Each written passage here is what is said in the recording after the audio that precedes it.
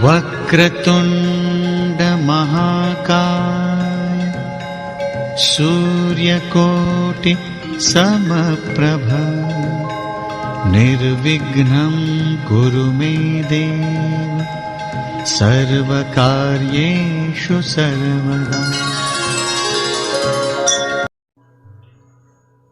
भगवान विष्णु का अवतार श्री कृष्ण भगवान गीता में क्या कहते हैं कि अच्छे मनुष्य की, कामयाब मनुष्य की क्या है पहचान। जो कामयाब व्यक्ति होता है उसमें अलग प्रकार के गुण होते हैं। अगर आप भी गुणवान बनना चाहते हैं तो इन बातों को ध्यान रखिए। जन्म से ना कोई अमीर होता है ना कोई गरीब होता है। जो कुछ मिलता है वो हमें इसी संसार में मिलता है। हमारे कर्म और हमारे विचार। कर्म आप जैसे भी कर लीजिए, चाहे आप छोटे से छोटा काम कीजिए, लेकिन विचार उच्च रखिए। काम कोई भी छोटा या बड़ा नहीं होता। विचार आप उच्च रखेंगे तो भगवान आपको स्वयं उच्च बना देंगे। उच्च श्रेणी के व्यक्तियों में आपकी भी गिनती होगी, लेकिन विचार आपको उच्च ही रखने चाहिए। दूसरा है, जिस प्रकार से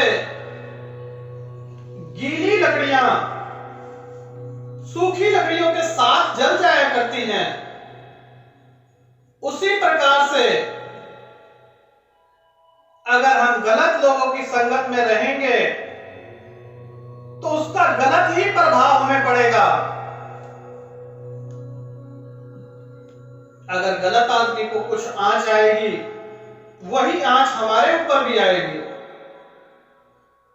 दोनों पाप के भागी बराबर के ही होंगे। इसलिए ऐसे व्यक्तियों से बच के रहें तो आपका जीवन सुखमय हो जाएगा। तीसरी बात कि मूर्खों से हमें नहीं उलझना चाहिए, अधिक नहीं बोलना चाहिए। गुणवान व्यक्ति के यही तो गुण हैं।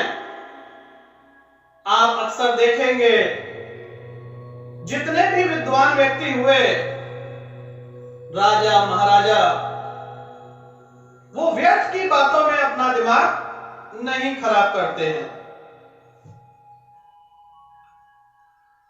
जो बुद्धिमान व्यक्ति होगा वो इन मूर्खों से नहीं लड़ेगा। मूर्ख लोग तो आपका समय बर्बाद करेंगे ही करेंगे, आपकी जिंदगी भी खराब कर देंगे। इसलिए इन मूर्खों से आप बच के रहें। गीता में भगवान श्री कृष्ण कहते हैं कि मूर्ख से कोई नहीं जीत सकता।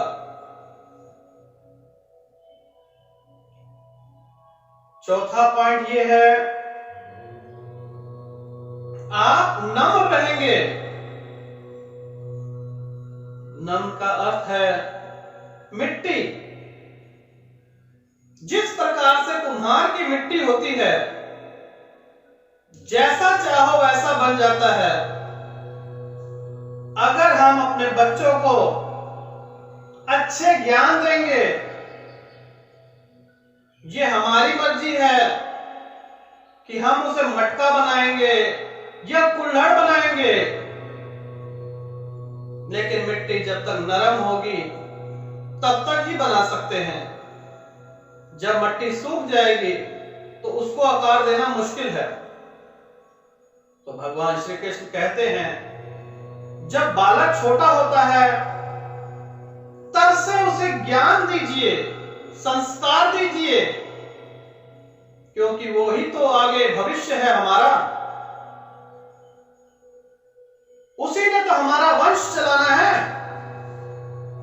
अगर बीज ही खराब होगा तो पेड़ कहां से अच्छा होगा। पांचवी बात यह है कि हमें आंख बंद कर किसी पे विश्वास नहीं करना चाहिए, चाहे वो कितना भी हमारे करीब हो। उसे अपने राज की बात नहीं बतानी चाहिए और ना ही आंख बंद करके कभी भी उस पर विश्वास ना करें।